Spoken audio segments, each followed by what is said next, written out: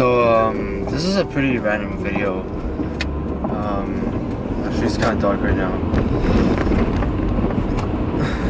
There, it's a little better.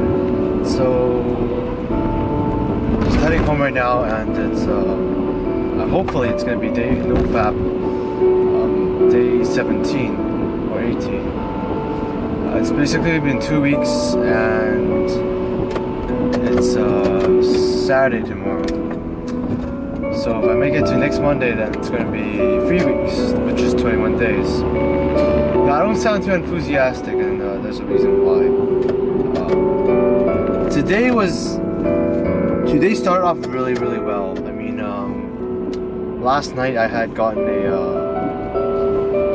a girl's number, a girl that I didn't really talk to for.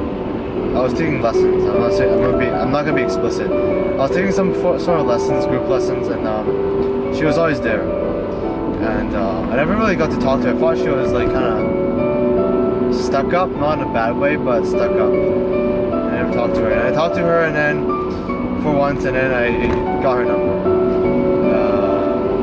Of course, as usual, didn't. So far, I haven't showed interest properly.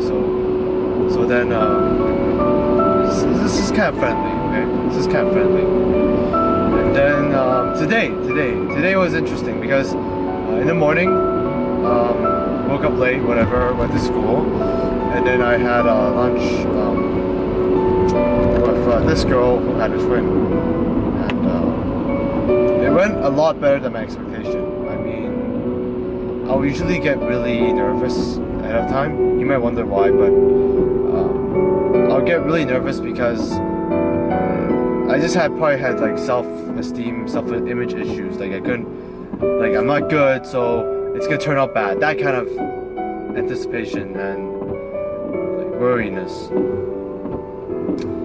But I realized that over this past while that in the moment of action, in that very moment, what's the most important is that you stay present, and you can't really predict what's going to happen in a certain, like, say, even if it's an interview or like your presentation, you can't really predict what will happen. You can sort of only prepare ahead of time.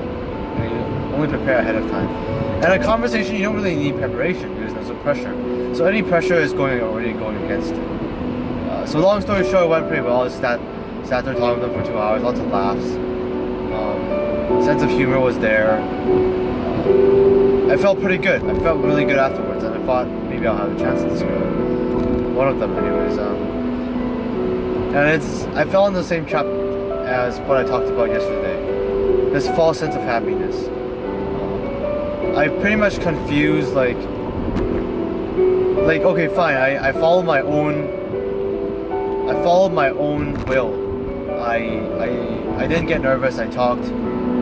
I made them probably like happier, feel better, entertainment, and I felt good. But then I started thinking about other things, like looking for ways so I can win her over afterwards. And at that point, I think I already got too selfish, and that was over. It was over because in that moment I already invested, and I pretty much left my emotions and my self-worth in the hands of others. And this happens to me a lot with a lot of different girls. It's not because I like them. I like them. Maybe I'm interested. I'm interested at most. But I start relying on them to give me the signals necessary to make me feel happy. And that's when it all goes wrong. So it went wrong basically. Afterwards, I had a lot of bad thoughts. Found out that things weren't the way they were in reality, and I basically got really, not upset, but like a pseudo sort of upset. Like, you know, you're not supposed to be upset, but you're sort of enjoying that upsetness anyways.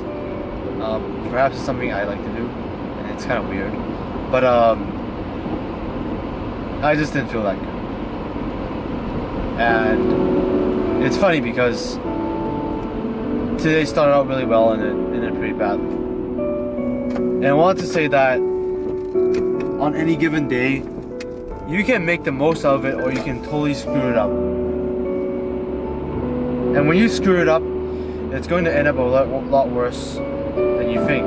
in order to try to climb back up, emotionally wise. And this is why it's about time that I go home and rest up. Bullshit, but that's the only thing you can do. Either brainwash yourself by watching some TV, a movie. I wouldn't talk to friends necessarily, because talking to friends sort of, you're taking a lot of your own time.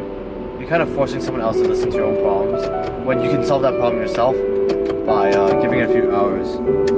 And maybe think about other things as well. Being upset, there's no time to be upset. And there's actually no time to be upset. This is why. Because any given moment, no one knows what you're exactly thinking. They might read your facial expressions, but they don't know what you're going through. Think about some people that you know, acquaintances, maybe your closer friends. At any moment, can you really figure out what they're exactly thinking about? You think they're just thinking about their homework that's due next Friday? Or the girl that doesn't really reciprocate? Or their deteriorating relationship? I'm sure they're thinking about a lot of other abstract stuff, and you can't really figure out why. And likewise, other people can't figure out what the hell is going on in your mind. And which is why when you're upset or when you're happy, people don't know that. They take you at face value. I'm turning down the sound because I'm almost at home. They take you at face value, and they have no idea what you're going through. So one of the things I always tell myself to do, but I'm not really good at, is that if you're gonna go on like an upset streak, then disappear. Don't even bother going out. Don't emotionally vampire your friends. Don't let them, don't give them the responsibility of trying to uplift you. That's kind of pointless. It's really selfish.